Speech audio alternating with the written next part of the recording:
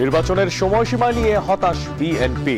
প্রধান উপদেষ্টা ও প্রেস সচিবের বক্তব্য পরস্পর বিরোধী, অভিযোগ মির্জা ফখরুলের। ডক্টর মোহাম্মদ ইউনূস নির্বাচনের সম্ভাব্য সময়সীমা 2025 সালের শেষ অথবা 2026 সালের প্রথম অংশ অনুষ্ঠানের কথা বলেন, যা একেবারেই অস্পষ্ট।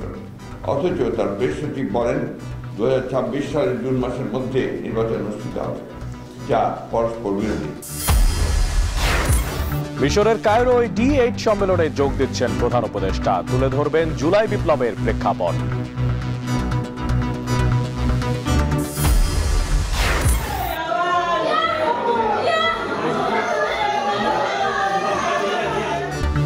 কক্সবাজারের বেকুয়ায় ট্রাকের চাপায় অটোরিকশায় থাকা শিশুসহ 5 যাত্রী নিহত।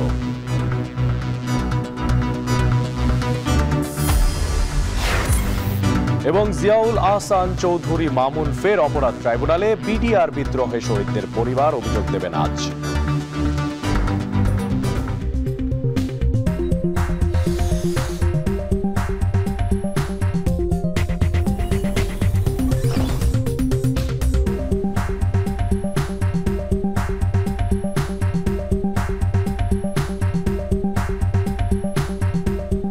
স্বাগত। এখন ঢাকায় পুরো আয়োজনে আপনাদের সঙ্গে আছি আমি মশিউর অনিক। দর্শক, প্রধান উপদেষ্টার ঘোষিত নির্বাচনের সময়সীমা নিয়ে হতাশ হয়েছি, যৌক্তিক মনে হয়নি বলে মন্তব্য করেছেন বিএনপি মহাসচিব মির্জা ফখরুল ইসলাম আলমগীর। মির্জা ফখরুল ইসলাম আলমগীর মহাসচিব বিএনপি। এদিকে ডক্টর মোহাম্মদ ইউনূস নির্বাচনের সম্ভাব্য সময়সীমা 2025 সালের শেষ অথবা 2026 সালের প্রথম অংশ অনুষ্ঠানের কথা বলেন, যা একেবারেই অস্পষ্ট এবং নির্দিষ্ট সময়ের কোনো উল্লেখ নেই। অথচ তার প্রেস সচিব বলেন 2026 সালের জুন মাসের মধ্যে নির্বাচন অনুষ্ঠিত হবে, যা পরস্পর বিরোধী। সভা মনে করে এই ধরনের পরস্পর বিরোধী বক্তব্য আরও বিভ্রান্তি সৃষ্টি করবে। আদালত স্বীকৃতি দিয়েছেন যে নির্বাচিত পরবর্তী সংসদটি সংবিধান সংশোধনের একমাত্র উপযুক্ত ফোরাম। আমরা এই রায়কে স্বাগত জানাই, অ্যাপ্রিশিয়েট করি।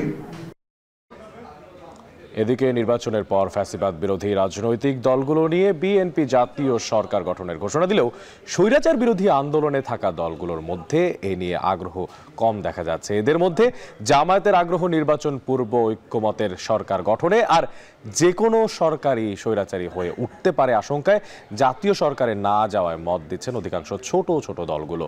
জাওদ মাহমুদের প্রতিবেদনে বিস্তারিত। মাত্র ধারণা নয়, দিন তারিখ মাস ক্ষণ সহ সুনির্দিষ্ট একটি রোড ম্যাপ তিনি আমাদের সামনে, জাতির সামনে প্রকাশ করবেন। যে আওয়ামী লীগের এবং ফ্যাসিবাদী যারা দোষর রয়েছে তাদের বিচারের আগে বাংলাদেশে কোনো ইলেকশন হবে না। একটা রোড ম্যাপ দিবেন যে কিভাবে তিনি অতি দ্রুত একটা নির্বাচনের ব্যবস্থা করবেন। রাজনৈতিক দলগুলোর মধ্য থেকে দাবি উঠেছে যে নির্বাচনের রোড ম্যাপ দিতে হবে। আমরা বলছি একটা রোড ম্যাপে হবে না, দুটা রোড ম্যাপ দিতে হবে। জুলাই গণঅভ্যুত্থানের আগে থেকেই বিএনপি, জামায়াত সহ ফ্যাসিবাদ বিরোধী রাজনৈতিক দলগুলো সরব ছিল তত্ত্বাবধায়ক সরকার পুনর্বহাল, ভোটাধিকার ফিরিয়ে আনা ও শেখ হাসিনা সরকারের পদত্যাগের দাবিতে। গণঅভ্যুত্থানে ফ্যাসিস্ট সরকার পতন ও অন্তর্বর্তী সরকার গঠনের পর রাজনীতির মাঠে নির্বাচন, রাষ্ট্র সংস্কারের ইস্যুগুলোতে বিভিন্ন দলের নেতাদের বক্তব্যে ধরা পড়ে ভিন্ন ভিন্ন অবস্থান ও পরস্পর বিরোধী সুর। রাজনীতির মাঠে পরিস্থিতি যখন এমন, এরই মধ্যে ৫৩তম বিজয় দিবসে জাতির উদ্দেশ্যে ভাষণে নির্বাচনের সম্ভাব্য সময় ঘোষণা করেন অন্তর্বর্তী সরকারের প্রধান উপদেষ্টা ডক্টর মোহাম্মদ ইউনূস। ২০২৫ সালের শেষের দিকে নির্বাচন অনুষ্ঠান হয়তো সম্ভব হবে। এমন প্রেক্ষাপটে রাজনীতির ময়দানে চর্চা আগামী সংসদে কি ধরনের সরকার গঠন হবে তা নিয়ে। সেই মুহূর্তে আবারও আলোচনায় বিএনপির প্রস্তাবিত জাতীয় সরকার। বর্ষিয়ান রাজনীতিবিদ ও বিএনপির নীতি নির্ধারকের কাছে প্রশ্ন ছিল, কেমন জাতীয় সরকার গঠন করবে তার দল। জাতীয় সরকারের কথা বলেছি, এইটাও এ কাইন্ড অফ কোয়ালিশন সরকার হবে। আমরা ডিফাইন করেছি, পরিষ্কার করেছি যে যারা বিগত স্বৈরাচার ফ্যাসিস্ট সরকারের বিরুদ্ধে আন্দোলনরত ছিল তাদেরকে সঙ্গে নিয়ে একসাথে জাতীয় সরকার গঠন করা হবে। দীর্ঘদিন ফ্যাসিবাদ বিরোধী আন্দোলন ও বিএনপির সাবেক জোটসঙ্গী জামায়াত ইসলাম বলছে জাতীয় সরকারের ধারণাটি তাদের কাছে অস্পষ্ট। নির্বাচনের পর জাতীয় সরকার গঠনের চেয়ে নির্বাচন পূর্ব ঐক্যতে জোর দিতে দেখা গেল জামায়াতের এই নীতি নির্ধারককে। বিএনপির জাতীয় সরকারের যে প্রস্তাব, এটি আমাদের কাছে খুব পরিষ্কার না। যদি নির্বাচনের আগেই একটা ঐক্যবদ্ধ নির্বাচন হয়, জাতীয় সরকার আগে একটা জাতীয় নির্বাচন ঐক্যবদ্ধ, তাহলে এই ধরনের এটার একটা ক্যারেক্টার এবং এনভায়রনমেন্ট ডিফারেন্ট হবে। সুতরাং নির্বাচন কতদিন পর হবে তখনকার অপেক্ষাকৃত ছোট কিংবা ক্ষমতার রাজনীতিতে কম ভাগিদার দলগুলোর মুখেও শোনা গেল জাতীয় সরকার নিয়ে অনীহা। ফ্যাসিবাদ বিরোধী অন্য রাজনৈতিক দলের নেতারা বলছেন নির্বাচন পরবর্তী যে কোনো সরকারেই স্বেচ্ছাচারী হয়ে উঠতে পারে, তাই জাতীয় সরকারে না যাওয়ার কথা বলছেন তারা। একবার ক্ষমতায় গেলে অনেক সময় দেখা যায় স্বেচ্ছাচারিতা আসতে পারে, কিন্তু পরিবেশ থেকেই যদি এই সংস্কারটা হতে পারে, সমন্বয়টা হতে পারে, জাতীয় সরকারের রূপ যদি আমরা দিতে পারি, তাহলে পরবর্তীতে আর এই সমস্যাটা থাকে না। জাতীয় সরকার খুবই একটা জটিল প্রক্রিয়া এবং অভ্যুত্থানের এত মাস পরে এই সময়ে এসে জাতীয় সরকার কিভাবে হতে পারে সেটার ব্যাপারে আসলে সকলকেই আবারও ঐক্যমত্যের ব্যাপার আছে। বিএনপির নেতৃত্বে যদি কোনো জাতীয় সরকারের কথা বলে, ওই বিএনপির যে মূল তার যে আদর্শ বা তার যে দাবিনামা বাস্তবায়নের জন্য ওই জায়গায় কমিউনিস্ট পার্টি থাকবে না। জনগণের কোঅপারেশন লাগবে, তবে জাতীয় সরকার নিয়ে রাজনৈতিক দলগুলোর পরস্পর বিরোধী অবস্থান যখন স্পষ্ট, তখন এই রাজনৈতিক বিশ্লেষকের পরামর্শ দলগুলোর ঐক্যমত্যের ভিত্তিতে সরকার গঠন।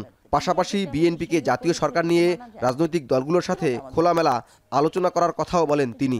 ইলেকশনের আগে অ্যালায়েন্সে না যায় তো তারা পলিটিক্যাল যারা বিএনপি সঙ্গে জাতীয় সরকার মনে করে তারা গঠিত করতে পারে, তারা আগে থেকে আলোচনা করুক। তারা কনসেপ্টটা দিয়েছে, কিন্তু কেমন করে ফর্ম করবে, কি ফর্মুলা, সেগুলো নিয়ে তারা আলাপ করতে পারে। আপনি যদি এতগুলি সিট পান তাহলে আপনাকে এই দিব, এরকম একটা এগ্রিমেন্ট করতে পারে। আওয়ামী লীগের স্বৈরশাসনের অবসানের পর ভোট নিয়ে আগ্রহ তৈরি হচ্ছে গণমানুষে। রাজনৈতিক দলগুলো বলছে যে প্রক্রিয়াতেই সরকার গঠন হোক, রাজনীতিতে মানুষের আস্থা ফিরিয়ে এনে ভোটমুখী করাই তাদের প্রধান কাজ। জাওয়াদ মাহমুদ, এখন, ঢাকা। শেখ হাসিনা ও তার সহযোগীদের বিচারের দাবিতে জামালপুরের দেওয়ানগঞ্জ সরকারি উচ্চ বিদ্যালয় মাঠে অনুষ্ঠিত হচ্ছে বিএনপির সমাবেশ। যোগ দেবেন বিএনপির কেন্দ্রীয় নেতৃত্ববৃন্দ। বিস্তারিত জানাতে সমাবেশস্থল থেকে যুক্ত হচ্ছেন সহকর্মী হারুনুর রশিদ। হারুন, সমাবেশে কোন কোন কেন্দ্রীয় নেতা যোগ দেবেন, কি তথ্য পেয়েছেন জানাবেন।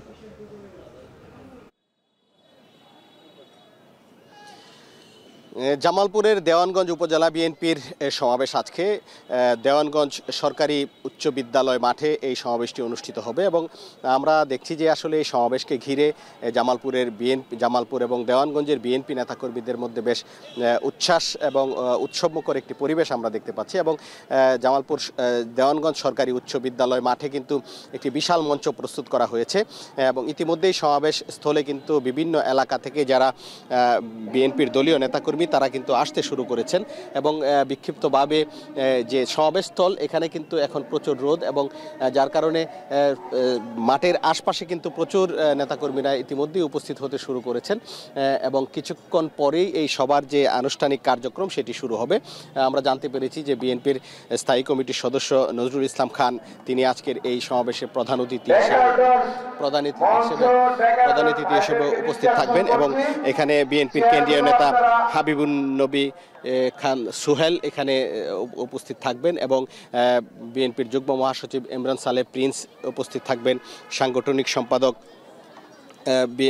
বিএনপির কেন্দ্রীয় সাংগঠনিক সম্পাদক সহ বিএনপির কেন্দ্রীয় নেতারা কিন্তু এখানে উপস্থিত থাকবেন এবং এখানে যারা আয়োজক আছেন তারা যেটি বলছেন যে দীর্ঘদিন পর বিশেষ করে শেখ হাসিনা সরকারের পতনের পর কিন্তু এই দেওয়ানগঞ্জ সরকারি উচ্চ বিদ্যালয় মাঠে বিএনপির এটি একটি বড় ধরনের সমাবেশ। এখানে স্থানীয় বিএনপি নেতা রশিদুজ্জামান মিল্লাত তার উদ্যোগেই মূলত এই সভাটি এখানে অনুষ্ঠিত হচ্ছে এবং এখানে আশা করছেন যে উচ্চ বিদ্যালয়ের যে মাঠ রয়েছে এই মাঠ মাঠটি একেবারেই কানায় কানায় পূর্ণ হয়ে যাবে এবং ইতিমধ্যেই যেভাবে মানুষজন আসতে শুরু করেছে বিএনপি নেতারা আশা করছেন যে হয়তো 2টার মধ্যে এই মাঠটি কানায় কানায় পূর্ণ হবে এবং 2টায় এখানকার যে সমাবেশের যে আনুষ্ঠানিক কার্যক্রম সেটি শুরু হবে এবং এই সমাবেশটির মধ্য দিয়েই কিন্তু জামালপুরে বিএনপির একটি শোডাউনও বলা যায় যে এখানে আজকে এই সমাবেশের মধ্য দিয়ে জামালপুর বিএনপির একটি বড় ধরনের শোডাউন হবে এবং তারা জানান দিচ্ছেন যে বিশেষ করে সামনে যে নির্বাচন হবে এই নির্বাচন কেন্দ্রিক যে প্রচারণা এটিরও কিন্তু এই সমাবেশ থেকে এ ধরনের নির্বাচন সংক্রান্ত বক্তব্য আসবে বলে নেতাকর্মীরা আশা করছেন। তো এই ছিল আমার কাছে জামালপুরের দেওয়ানগঞ্জ থেকে সর্বশেষ। জামালপুরের বিএনপির সমাবেশ স্থল থেকে যুক্ত ছিলেন সহকর্মী হারুনুর রশিদ। সাবেক আইজিপি আব্দুল্লাহ আল মামুন, সেনা কর্মকর্তা জিয়াউল হাসান সহ আইনশৃঙ্খলা বাহিনীর 7 কর্মকর্তাকে আন্তর্জাতিক অপরাধ ট্রাইব্যুনালে হাজির করা হয়েছে। সাবেক পুলিশ মহাপরিদর্শক আব্দুল্লাহ আল মামুন সহ 3 পুলিশ কর্মকর্তাকে একদিন করে জিজ্ঞাসাবাদের অনুমতি দিয়েছেন আন্তর্জাতিক অপরাধ ট্রাইব্যুনাল। 26, 29, 30 ডিসেম্বর জিজ্ঞাসাবাদ করা হবে।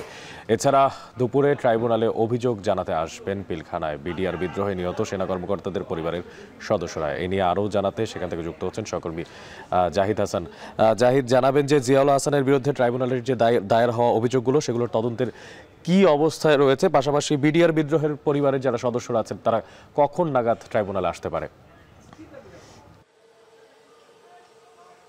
আন্তর্জাতিক অপরাধ ট্রাইব্যুনাল আজকে হাজির করা হয়েছে সাবেক আইজিপি আব্দুল্লাহ আল মামুন চৌধুরী এবং সাবেক সেনা কর্মকর্তা জিয়াউল আহসান সহ 8 পুলিশ কর্মকর্তাকে তাদেরকে জিজ্ঞাসাবাদের জন্য একদিন করে অনুমতি দেওয়া হয়েছে।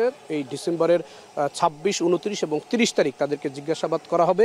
একই সঙ্গে যেটি হয়েছে যে তাদের বিরুদ্ধে যে অভিযোগ, মানবতা বিরোধী যে অভিযোগ, তাদের বিরুদ্ধে যে আন্তর্জাতিক অপরাধ ট্রাইব্যুনালে যে গণহত্যার অভিযোগ আনা হয়েছে সেই অভিযোগের অগ্রগতি প্রতিবেদন আগামী 2 মাসের মধ্যে দিতে বলা হয়েছে, অর্থাৎ আগামী 20 ফেব্রুয়ারি আবার তারিখ নির্ধারণ করা হয়েছে। এই 20 ফেব্রুয়ারি জানাতে হবে তাদের বিরুদ্ধে অগ্রগতি প্রতিবেদনের কি হলো।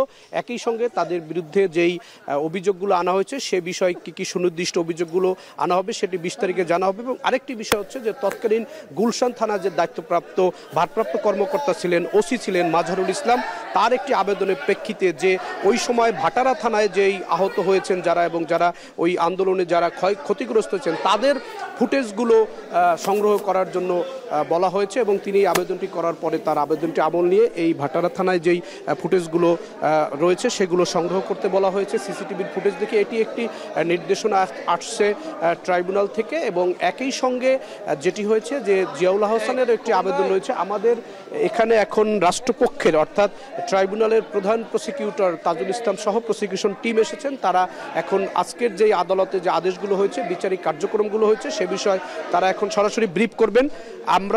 আমরা এখন সরাসরি আন্তর্জাতিক অপরাধ ট্রাইব্যুনালের ব্রিফিংয়ে চলে যাচ্ছি। আমরা সেখান থেকে প্রধান প্রসিকিউটরের আমরা ব্রিফিংয়ে যাচ্ছি। প্লিজ একটু সামনে থেকে সরে যান সবাই।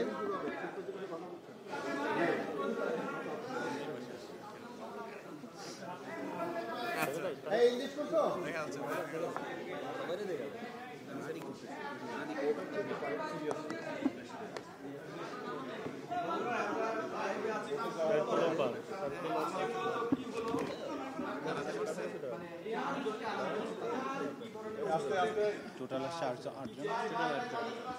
জন গ্রেফতার হয়ে আর 6 জন, টোটাল 8 জন গ্রেফতারকৃত।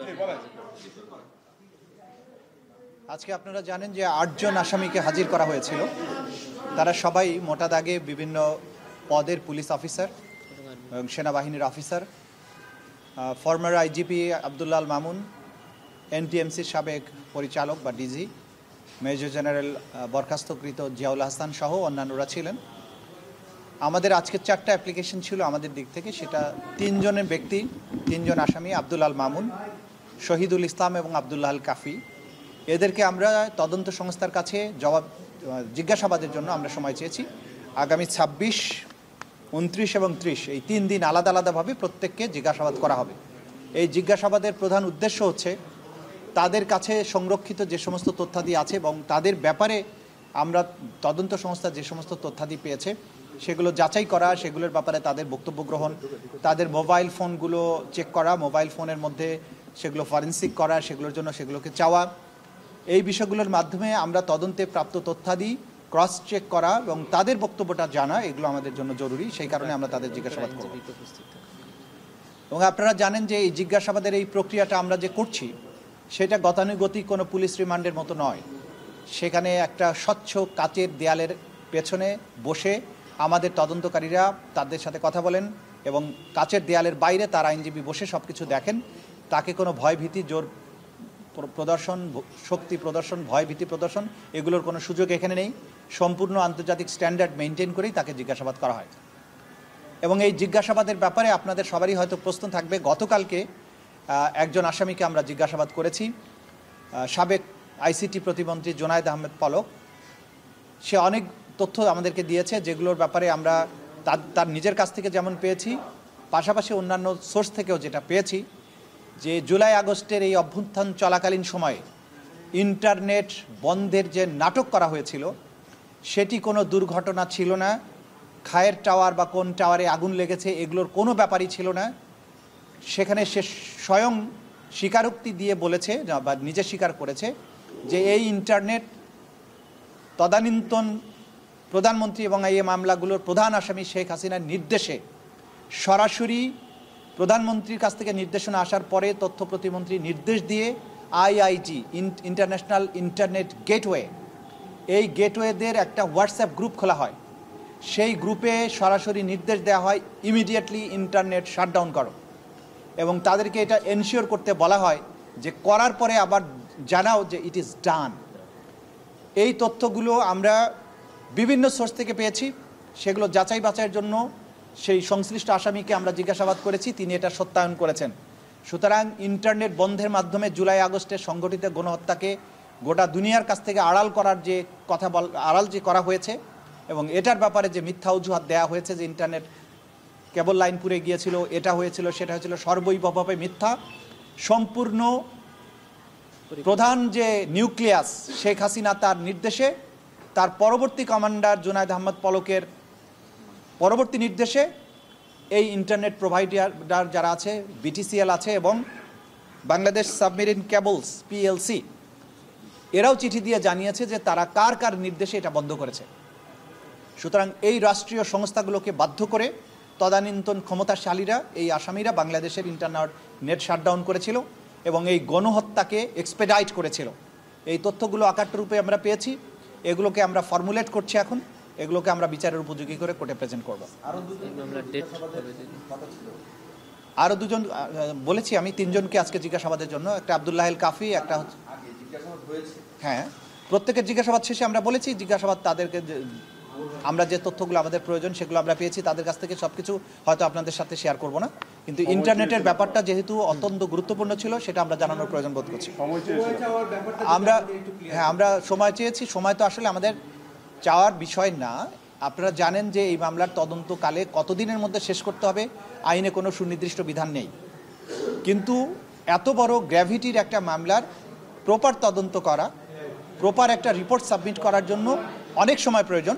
সেক্ষেত্রে আমরা ধাপে ধাপে কোর্টের কাছ থেকে সময় নিচ্ছি যাতে করে আমাদের প্রোগ্রেসটা যথেষ্ট হয়েছে কিনা এটা আমরা কোর্টকে দেখাতে পারি।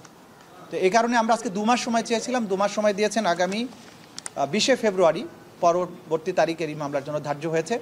আমরা আশা করব এর মধ্যেই মামলার তদন্ত মোটামুটি অনেক বেশি দূর এগিয়ে যাবে এবং খুব সহসাই হয়তো আপনারা দেখতে পাবেন ক্রমান্বয়ে আমরা এই তদন্ত রিপোর্টগুলো সম্পন্ন করতে পারবো তদন্ত সংস্থার মাধ্যমে। আবুল হাসানকে তো জিজ্ঞাসাবাদ হয়েছে, যাত্রাবাড়ির ব্যাপারে একটা বিষয় ট্রাইব্যুনাল এখতিয়ার নিয়ে কথা বলেছে আবেদনের শুনানি।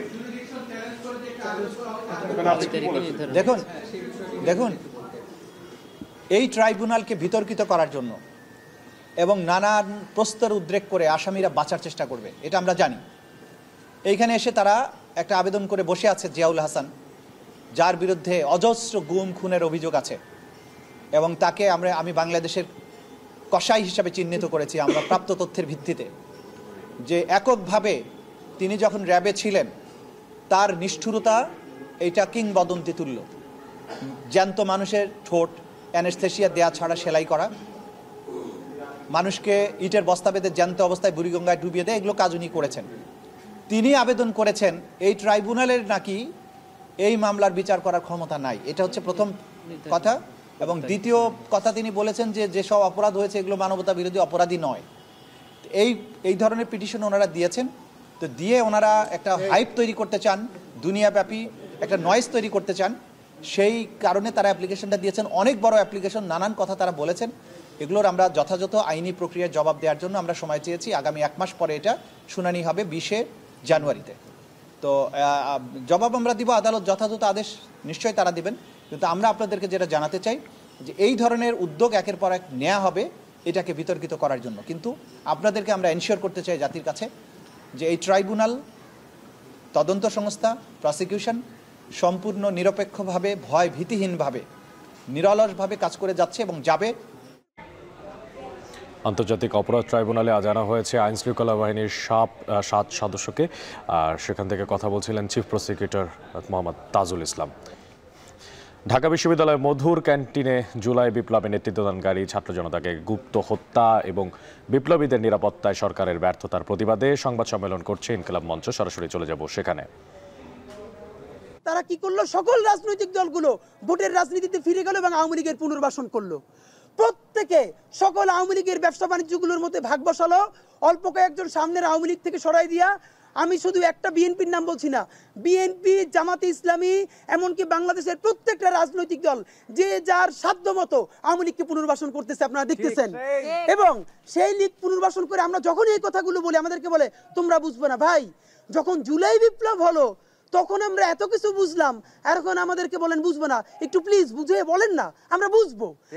আমাদের সাথে একদিন বসেন, আমাদের সাথে কথা বলেন। রাজনৈতিক দলগুলোর এমন অবস্থা হয়েছে, বিএনপিকে দাওয়াত দিলে আমাদের প্রোগ্রামে আসে না, জামাতকে দাওয়াত দিলে আসে না। কোনো রাজনৈতিক দল এখন আমাদের সাথে কোনো প্রোগ্রামে আসতে চায় না, কারণ তারা মনে করে আমাদের কোনো কথা তাদের জন্য বিব্রতকর হতে পারে। কেন ভাই? ছাত্র জনতাকে যখন আন্দোলনে ডাকলেন তখন এই চিন্তা করতে পারেন নাই? আমরা কি ক্ষমতায় যাওয়ার জন্য এই কথা বলছি? ইনকিলাব মঞ্চ কি কোনোদিন পার্টি হবে? অন্তত জনতার কথাগুলো আমরা আপনাদের সাথে বলতে চাই, আপনারা আপনাদের শত্রু ভাবেন কেন? এবার আমি যে কথাটা বলতে চাই, লীগের পুনর্বাসন করছে বাংলাদেশের প্রত্যেকটা রাজনৈতিক দল। সুতরাং এই আন্দোলন যদি ব্যর্থ হয়, প্রত্যেক দায় কিন্তু গিয়ে সেই রাজনৈতিক দলগুলোর উপরে পড়বে, আমরা জানিয়ে রাখলাম। ঢাকা বিশ্ববিদ্যালয়ের মধুর ক্যান্টিনে জুলাই বিপ্লবে নেতৃত্বদানকারী ছাত্রসমাজের গুপ্ত হত্যা এবং বিপ্লবীদের নিরাপত্তায় সরকারের ব্যর্থতার প্রতিবাদে সংবাদ সম্মেলন করছে ইনকিলাব মঞ্চ। সরাসরি যুক্ত ছিলাম সেখান থেকে। কক্সবাজারের পেকুয়ায় অটোরিকশা ও মিনি ট্রাকের মুখোমুখি সংঘর্ষে 5 জন নিহত হয়েছেন।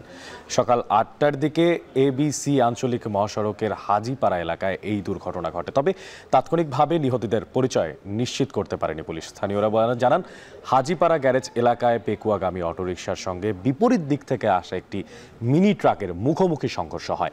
এতে অটোরিকশাটি দুমড়ে মুচড়ে গিয়ে ঘটনাস্থলেই 4 জনের মৃত্যু হয়। এ সময় আহত অবস্থায় একজনকে হাসপাতালে নেওয়া হলে চিকিৎসক তাকে মৃত ঘোষণা করেন।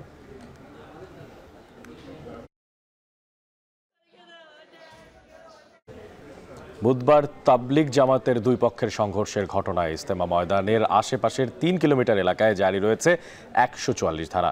পরিস্থিতি নিয়ন্ত্রণে মোতায়েন রয়েছে সেনাবাহিনী, বিজিবি, র্যাব, পুলিশ সহ আইন শৃঙ্খলা বাহিনীর সদস্যরা। আরও জানাতে যুক্ত হচ্ছেন সহকর্মী ইফতেখার রায়হান। ইফতেখার, জানাবেন যে আজ ইজতেমা ময়দানের আশেপাশের এলাকার কি অবস্থা আর সার্বিক পরিস্থিতি সম্পর্কে সবশেষ তথ্য আপনার কাছে কি আছে?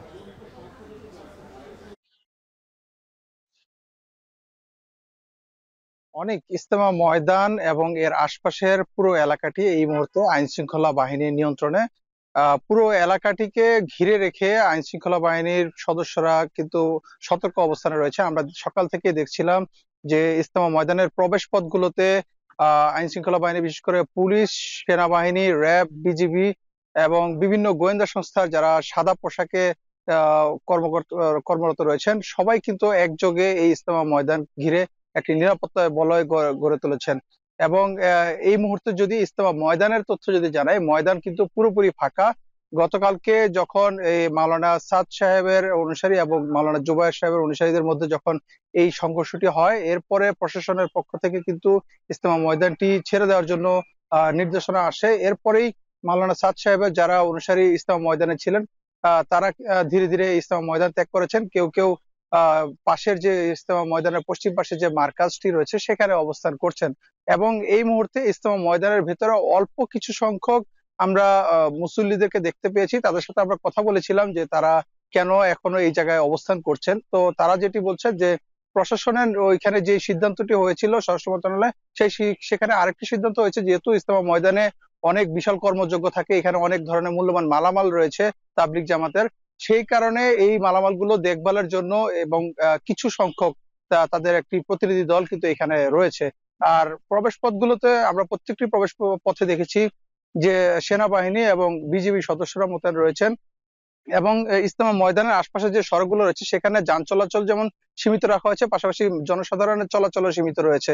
শুধুমাত্র এই এলাকায় যারা স্থায়ী বাসিন্দা এবং এই এলাকায় যারা কর্মরত রয়েছেন বিভিন্ন কলকারখানাগুলোতে শুধু তারাই আইডি কার্ড দেখিয়ে কিন্তু এখান দিয়ে চলাচল করতে পারছেন। বাকি জনসাধারণকে এই এলাকাটিতে চলাচল না করার জন্যই কিন্তু বলা হয়েছে যেন এই এলাকাটি পরিহার করেন। এবং প্রত্যেকটি যে চেকপোস্টে আমরা দেখেছি যে পুলিশ এবং সেনাবাহিনীর সদস্যরা তল্লাশি করে তল্লাশির মুখে পড়তে হচ্ছে। সবকিছু মিলিয়ে বলা যায় যে ইজতেমা ময়দানের আশপাশের এলাকা এখন আইন শৃঙ্খলা বাহিনীর নজরদারির মধ্যে রয়েছে এবং পুরোপুরি নিয়ন্ত্রণে রয়েছে এবং পরিবেশ পরিস্থিতিও আগের চেয়ে অনেকটাই উন্নতি হয়েছে। তো এই ছিল আমার কাছে গাজীপুরের ইজতেমা ময়দান থেকে সবশেষ তথ্য। গাজীপুরের ইজতেমা ময়দান থেকে যুক্ত ছিলেন সহকর্মী ইফতেখার রায়হান। মেয়াদোত্তীর্ণ ও নিলাম অযোগ্য 111 কন্টেইনার পণ্যের মধ্যে 9 কন্টেইনার খাদ্যপণ্য ধ্বংস করছে চট্টগ্রাম কাস্টমস হাউস। সেখানে আছেন সহকর্মী হাজেরা শিউলি, বিস্তারিত জানবো তার থেকে। শিউলি, এই যে পণ্যদ্রব্য ধ্বংস করা হচ্ছে তার পেছনের কারণ কি, আর এগুলো কি প্রক্রিয়ায় ধ্বংস করা হচ্ছে, কি তথ্য আছে আপনার কাছে?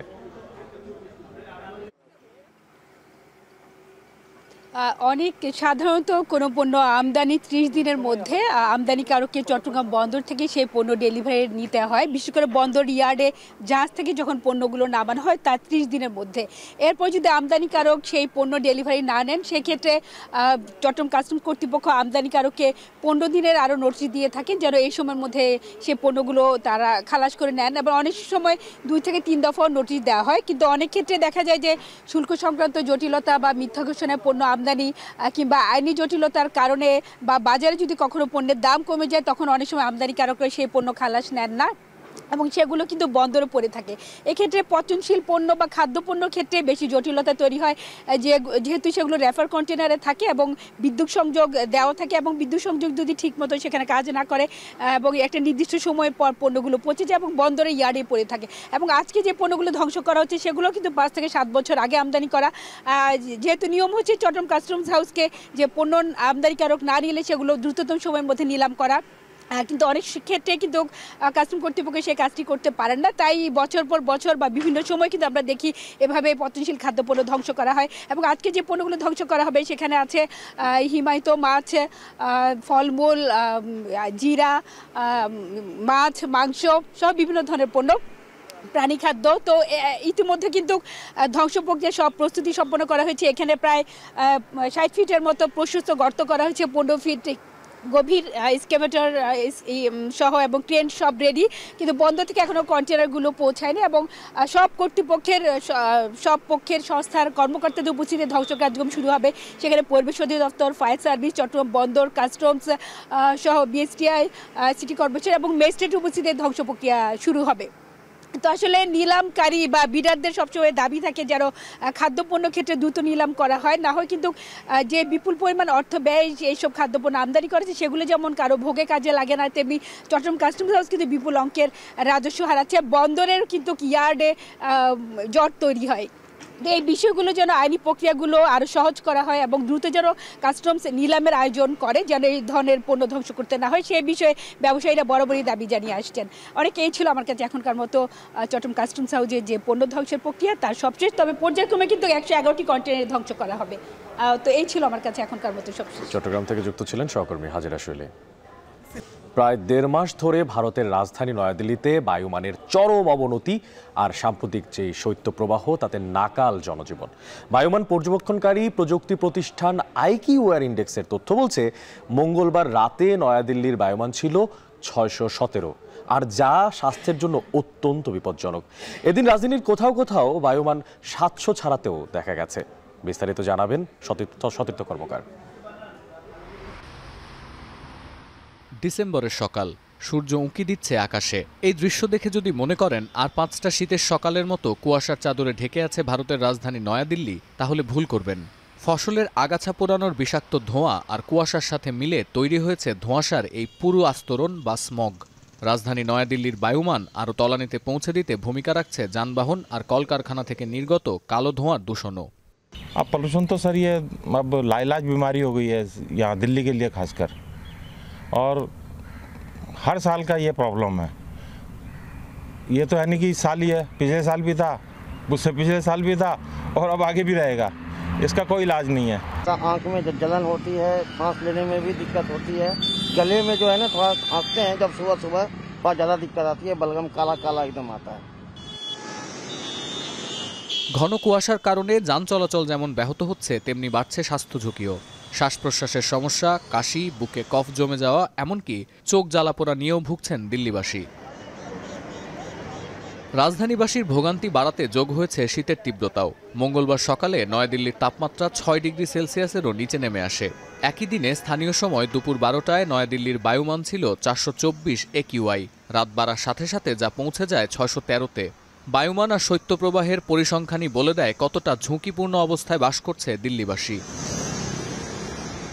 পরিস্থিতির গুরুত্ব বিবেচনায় নিয়ে সোমবার থেকে পঞ্চম শ্রেণী পর্যন্ত অনলাইন ও অফলাইনে সব ধরনের ক্লাস কমিয়ে আনার নির্দেশ দিয়েছে দিল্লি প্রশাসন।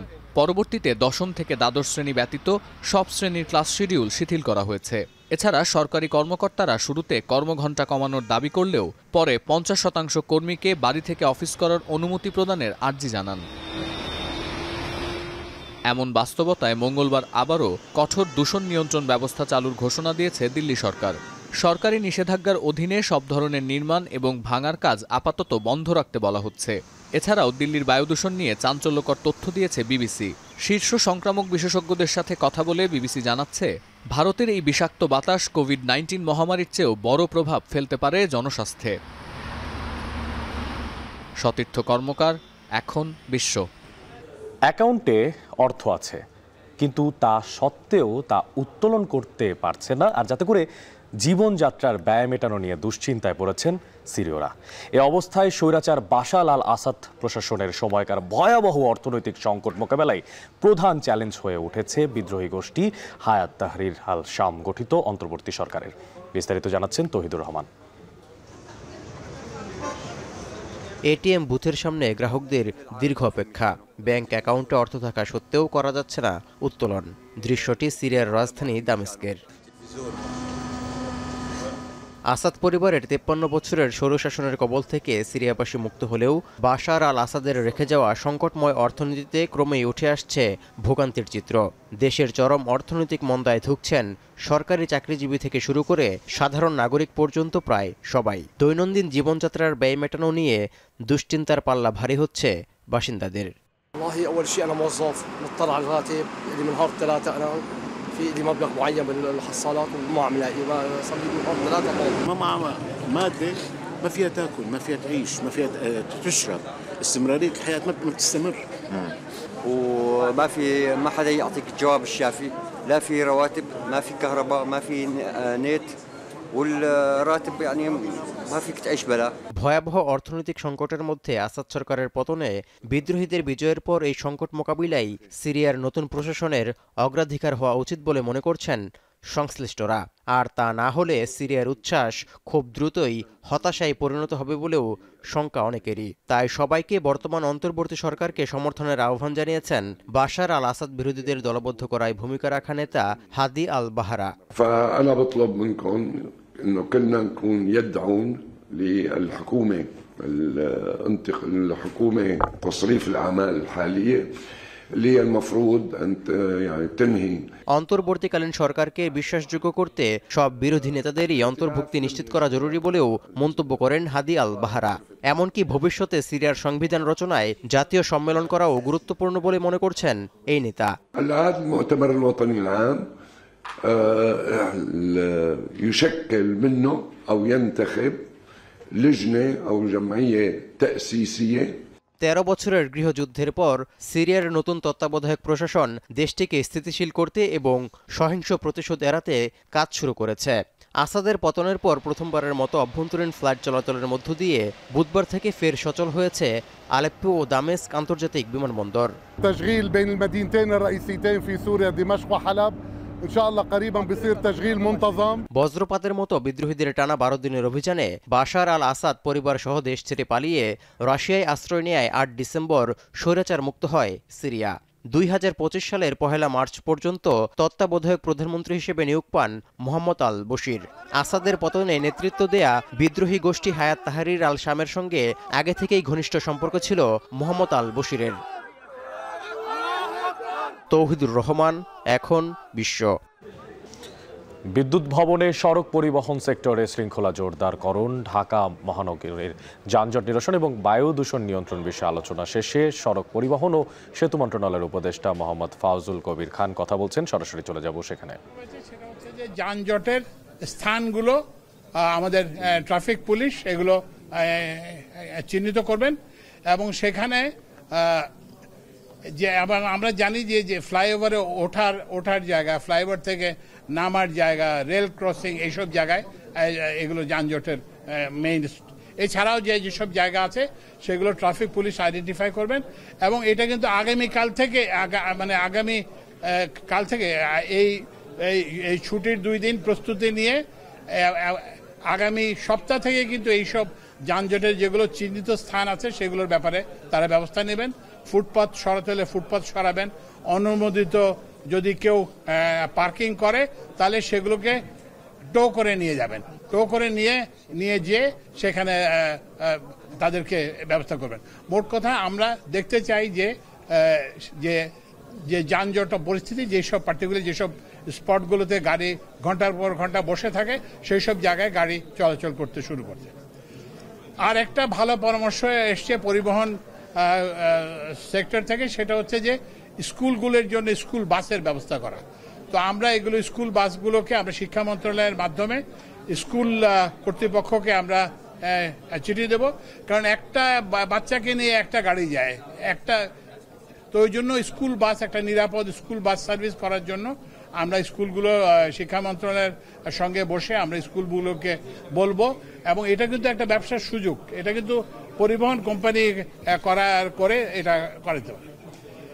এরপরে যেটা আলোচনা হয়েছে যে আমাদের এখন পরিবহন সেক্টরে যেটা পদ্ধতি সেটা হচ্ছে ট্রিপ বেসড এবং এই ট্রিপ বেসড হওয়ার কারণে যে তারা ওই যে রাস্তা আগলে রাখে সেখান থেকে লোক ওঠায়। তো এই জন্য এইটা থেকে ওনারা বলছেন যে ওনারা সব যারা ট্রাক বাসের মালিক ওনারা বলেছেন যে তারা এইটা থেকে বিকল্প ব্যবস্থা করবেন। যেমন একটা বিকল্পের কথা আমাদের সামনে এসছে, সেটা হচ্ছে যে ওই যে বললাম যে একটা ওই যে গুলশানের ঢাকার চাকা, যে ওরা ট্রিপ বেজ না দিয়ে ওরা ড্রাইভারকে পে করে এবং কন্ডাক্টর এবং অন্যান্য স্টাফদেরকে পে করে ট্রিপে অনুযায়ী, এবং ওই যে যেটা বলেন একটা নির্দিষ্ট জায়গায় টিকিট বিক্রি করে এবং সেখান থেকে বাসে ওঠা যায় এবং সেখান থেকে বাসে নামা যায়। সড়ক পরিবহন ও সেতু উপদেষ্টা কথা বলছিলেন, সরাসরি যুক্ত ছিলাম সেখান থেকে। এখন ঢাকা শেষ করার আগে শিরোনামগুলো জানিয়ে দিব আরও একবার। জুলাই গণহত্যা ধামাচাপা দিতেই শেখ হাসিনার নির্দেশে বন্ধ হয় ইন্টারনেট, তদন্ত সংস্থার জিজ্ঞাসাবাদে পলকের স্বীকারোক্তি। প্রধানমন্ত্রী এবং এই মামলাগুলোর প্রধান আসামি শেখ হাসিনার নির্দেশে সরাসরি প্রধানমন্ত্রীর কাছ থেকে নির্দেশনা আসার পরে তথ্য প্রতিমন্ত্রী নির্দেশ দিয়ে ইমিডিয়েটলি ইন্টারনেট শাটডাউন করো। নির্বাচনের সময়সীমা নিয়ে হতাশ বিএনপি, প্রধান উপদেষ্টা ও প্রেস সচিবের বক্তব্য পরস্পর বিরোধী, অভিযোগ মির্জা ফখরুলের। ডক্টর মোহাম্মদ ইউনূস নির্বাচনের সম্ভাব্য সময়সীমা 2025 সালের শেষ অথবা 2026 সালের প্রথম অংশ অনুষ্ঠানের কথা বলেন, যা একেবারেই অস্পষ্ট। অথচ তার প্রেস সচিব বলেন 2026 সালের জুন মাসের মধ্যে নির্বাচন অনুষ্ঠিত হবে, যা পরস্পর বিরোধী। মিশরের কায়রোয় D8 সম্মেলনে যোগ দিচ্ছেন প্রধান উপদেষ্টা, তুলে ধরবেন জুলাই বিপ্লবের প্রেক্ষাপট।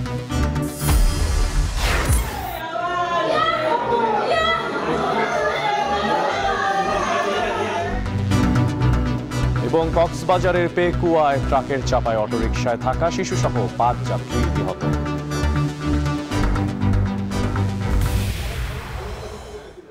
শেষ করছি এখন ঢাকা। এখন টেলিভিশন ওয়েবসাইটে দেখতে ভিজিট করুন www.এখন.tv।